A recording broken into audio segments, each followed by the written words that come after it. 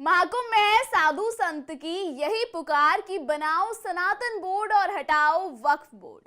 धर्म और संस्कृति की रक्षा को लेकर एक नई आवाज इस वक्त महाकुंभ से गूंज रही है। इस बार संतों और महंतों ने एक ऐसी मांग उठाई है जो सिर्फ धार्मिक नहीं बल्कि राष्ट्रीय स्तर पर भी महत्वपूर्ण मानी जा रही है। वे मांग कर रहे हैं कि सनातन बोर्ड के गठन की, वह बोर्ड जो उनके धर्म, उनके विश्वास और उनकी संस्कृति की रक्षा करेगा। कथावाचक देवकीनंदन ठाकुर जी की आवाज को उठाया एक बार फिर से महाकुंभ में आए संतों ने। क्या खत्म होगा वक्फ बोर्ड और लागू होगा सनातन बोर्ड? संतों ने साफ बोला, जब तक नहीं बनेगा सनातन बोर्ड वापस नहीं जाएंगे महाकुंभ से तब तक। और संतों ने पीएम मोदी और सीएम योगी से की दक्षिणा की मांग। क्या है पूरी खबर, बताएंगे आपको विस्तार से। नमस्कार, स्वागत है आप सबका आयन भारत पर और मैं हूं आपके साथ तनीषा भारद्वाज। महाकुंभ में एक नया मोड़ आ गया है। यहाँ पहुंचे संतों और महंतों ने एक साथ मिलकर सरकार से सनातन बोर्ड बनाने और वक्फ बोर्ड के खात्मे की बात की है। अखाड़ा परिषद के अध्यक्ष महंत रविंद्रपुरी के नेतृत्व में आयोजित एक प्रेस कॉन्फ्रेंस में संतों ने प्रधानमंत्री नरेंद्र मोदी और मुख्यमंत्री योगी आदित्यनाथ से सनातन बोर्ड की मांग रखी। उन्होंने कहा कि वे महाकुंभ छोड़कर तब तक नहीं जाएंगे जब तक सरकार उनकी मांग नहीं मानती। वहीं सनातन बोर्ड पर कथावाचक देवकीनंदन ठाकुर ने कहा, हमें अपने धर्म और संस्कृति को बचाने के लिए सनातन बोर्ड की आवश्यकता है।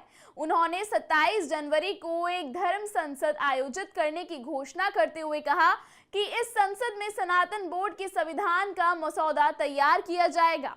आपकी जानकारी के लिए आपको बता दें, अन्य संतों ने भी सनातन बोर्ड की आवश्यकता पर जोर दिया। जूना अखाड़े के महंत स्वामी यतीन्द्र नंद गिरी ने कहा कि हम सनातन बोर्ड लेकर रहेंगे।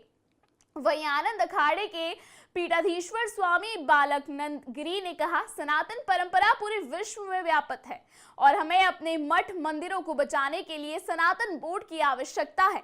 और संतों ने सनातन बोर्ड के लिए प्रधानमंत्री और सीएम योगी से दक्षिणा भी मांगी है।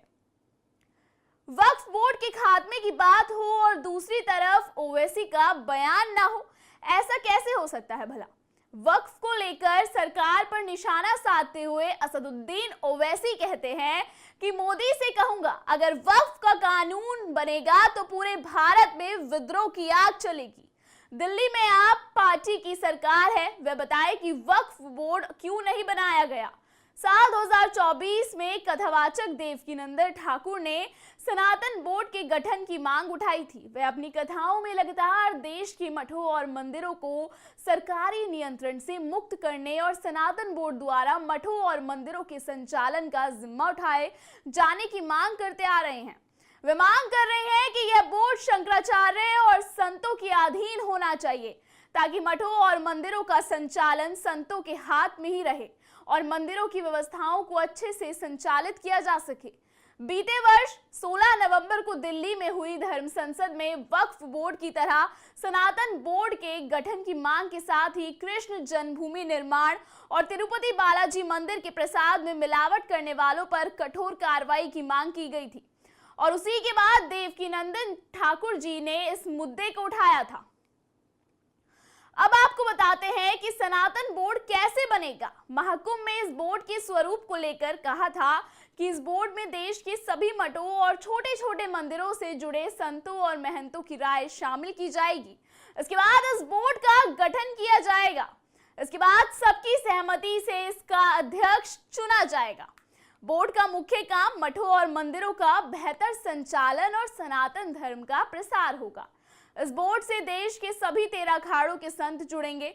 सनातन बोर्ड के इस बड़े मुद्दे पर विश्व हिंदू परिषद और धर्माचार्यों में फिलहाल सहमति नहीं बनी है। सनातन बोर्ड के मुद्दे पर संघ और विश्व हिंदू परिषद के अधिकारी संतों और धर्माचार्यों से बात करेंगे। इधर 24 जनवरी को विश्व हिंदू परिषद की केंद्रीय कार्यकारी मंडल की बैठक में संतों और धर्माचार्यों से सनातन बोर्ड के मुद्दे पर चर्चा भी की गई थी।